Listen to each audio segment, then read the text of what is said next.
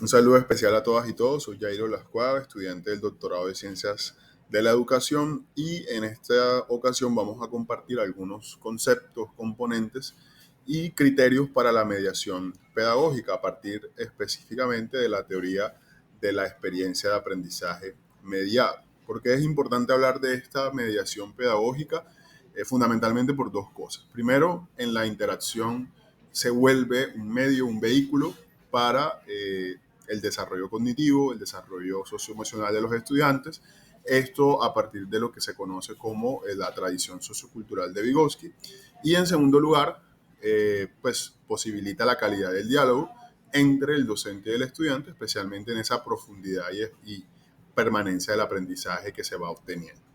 En contextos donde hay vulnerabilidad, donde los jóvenes habitan, digamos, situaciones complejas, la mediación adquiere bastante relevancia y es una forma de contrarrestar esas brechas educativas, la coerción escolar presente y las experiencias que son previas al fracaso académico. En ese sentido, es importante esto por, eh, digamos, hablar de esto, hablar de la mediación pedagógica en tanto que resuelve o logra ser una herramienta para contrarrestar espacios y ambientes de vulnerabilidad.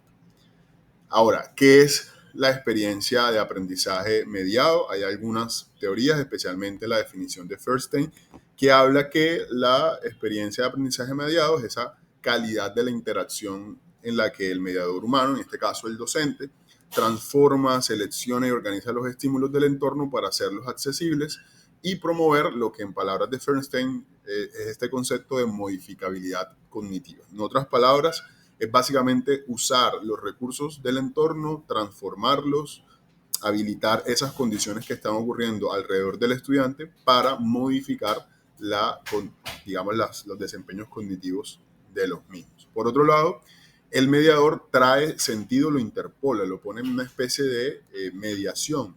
Está en el medio de todas las cosas que ocurren. Entonces no se transmiten contenidos de forma directa, sino que se relacionan los significados que tiene el estudiante y los significados que habitan en el mundo para facilitar la relación y por supuesto la adecuación cognitiva. Asimismo, la experiencia de aprendizaje mediado promueve esa autoplasticidad o esa plasticidad cognitiva. La flexibilidad y el desarrollo emocional permite que el estudiante entienda que el aprendizaje no es cuadriculado, sino que tiene múltiples formas de darse y de ocurrir. Y esto va a ser fundamental, especialmente en estudiantes que tienen dificultades para acceder al conocimiento o para construirlo en sí mismo. Ahora bien, algunos fundamentos teóricos de esta perspectiva, por supuesto, la perspectiva sociocultural de Vygotsky, quien plantea que el aprendizaje ocurre dentro de una interacción social y es una interacción social en sí misma, es decir, ocurre en el diálogo del docente-estudiante, en el diálogo del estudiante y el entorno y en la interpolación que hace el docente de esos tres aspectos. También plantea la zona de desarrollo próximo, que representa esa distancia entre lo que se hace de forma autónoma y lo que se logra con otro componente, todos los medios, herramientas que el estudiante puede utilizar. Por otro lado está Feuerstein con el asunto de la modificabilidad cognitiva. Básicamente lo que dice el autor es que todo ser humano es un modificador o puede ser modificado cognitivamente. Por eso el rol del docente como mediador es transformar esa estructura cognitiva del estudiante a través de unos ambientes que modifican, que posibilitan esa modificación y que son fundamentales para el cambio. Y por otro lado, otro de los fundamentos teóricos es el análisis de la conversación. La interacción no se analiza solo por intervenciones aisladas, sino por intercambios dialógicos completos. Es decir, esa dialéctica que ocurre entre el docente, estudiante, estudiante-entorno y entorno-aprendizaje, pues nos va a facilitar ese análisis de la conversación.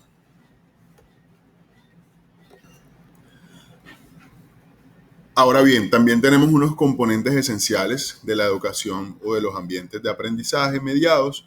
En primer lugar, el mediador humano, que es el docente, especialmente selecciona, organiza y resignifica, ajusta los estímulos, también la intencionalidad pedagógica clara.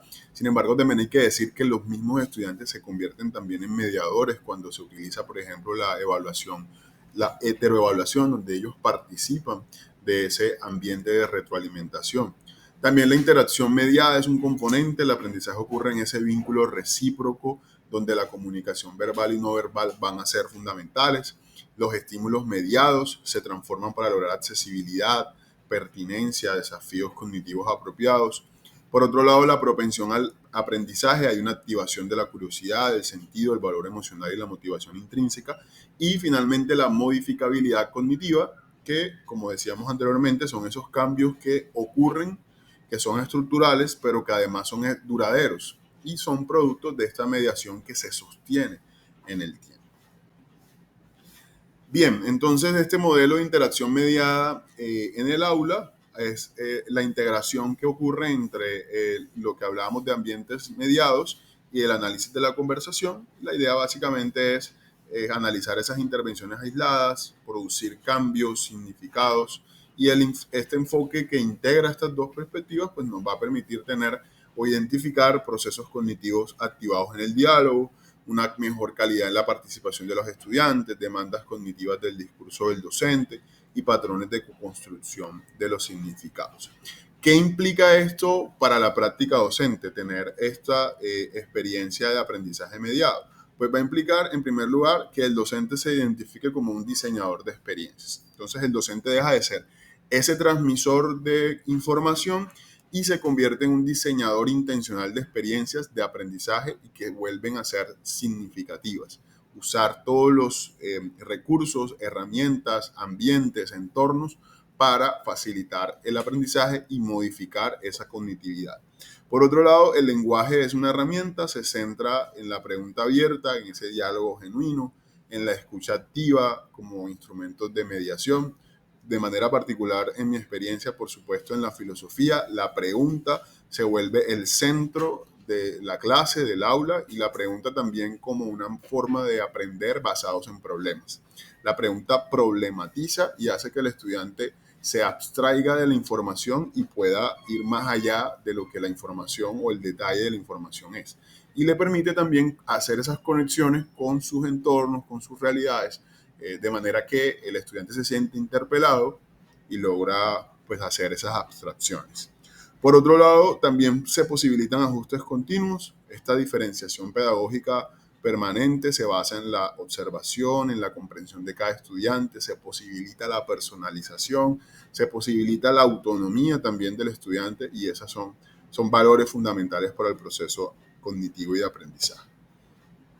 Y por supuesto, pues los textos que nos presentan estos autores o la reflexión que se da a partir de esta propuesta, de esta actividad, se habla acerca de unas aplicaciones en distintos contextos educativos, como la educación parvularia, que es esa educación inicial importante, también a partir de la escuela regular, cómo la mediación puede garantizar esas transformaciones, la predisposición al aprendizaje, y especialmente en adolescentes infractores de la ley, especialmente en Colombia, en este sistema de responsabilidad penal, donde se fortalecen los valores como autoestima, la resiliencia.